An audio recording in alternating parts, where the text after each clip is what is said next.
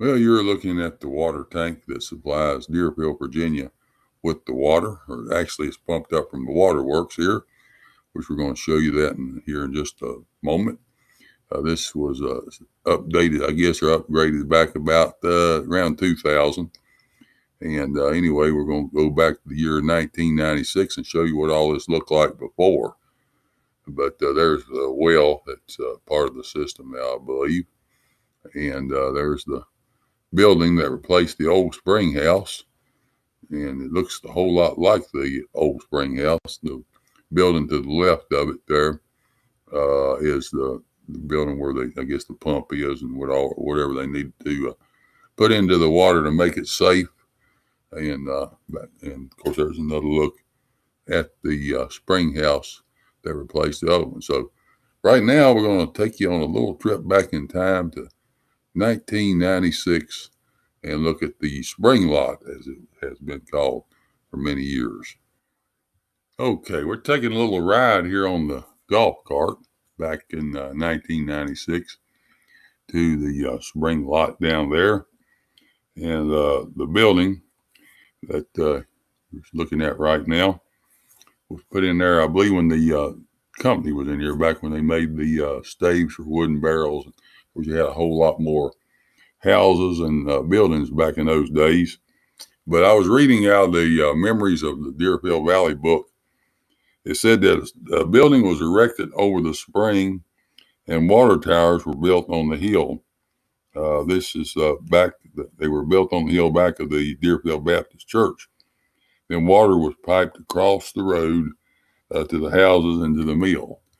So I don't remember any water towers. I guess it was long before my time and for the time of probably everybody living today. I haven't run across anyone yet who remembers those water towers back then, but I'd always heard they had a ram in that building to supply the water.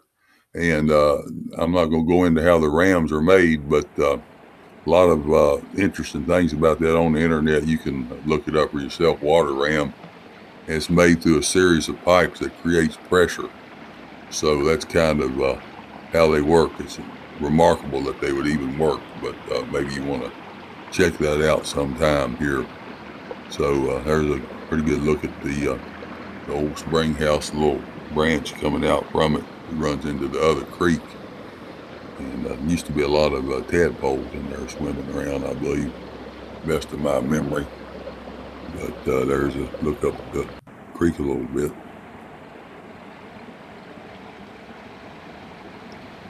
For many years before the county took this over, it was maintained by local people who did a fantastic job over the years trying to keep this thing going. And of course, it got to the point where the water pipes had deteriorated pretty bad, a lot of leaks and everything. And of course, with the environmental concerns and all, where you had to treat the water, eventually the county did take it over.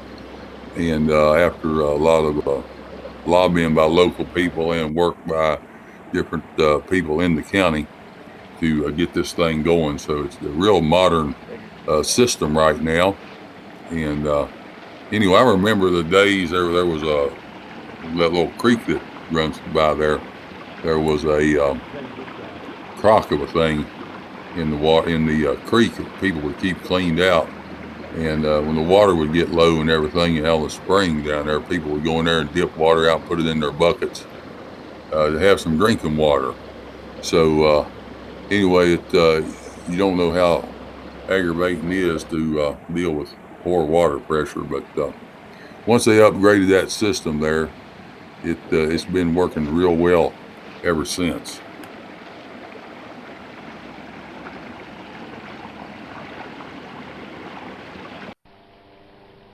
I thought I'd let you hear a little bit of the water running, such a peaceful sound. Now, right there, you're looking at this little pond that just comes up kind of out of nowhere. It's part of that spring branch that runs down through there. This is right behind the Deerfield Baptist Church, and then, of course, there's a road right beside of it. Then the Deerfield Community Park is across this little road from it. but that just kind of comes up on its own. Of course, that's a pretty good level of water right there. Usually the water level is not that high, but this is what I've been told and been hearing a lot of is part of an underground water system. Um, I heard that there was a lake on one of the neighboring farms, underground lake that's connected to this. And then I also heard another story where years ago they had put some dye in this other creek that runs through Deerfield, Hamilton's branch. Had put it upstream somewhere. And then a couple of days later, it came back down into this little branch here by this spring here, this little hole here I'm showing you right there and down. So anyway, I hope you enjoyed the video. Thanks for watching, and I hope you'll check out more videos here on Facebook, History Private Eye. Thanks for sharing the video. Appreciate that too. If you share them, if you watch them, or if you follow the page, appreciate it. Thanks. Hope you have a great day.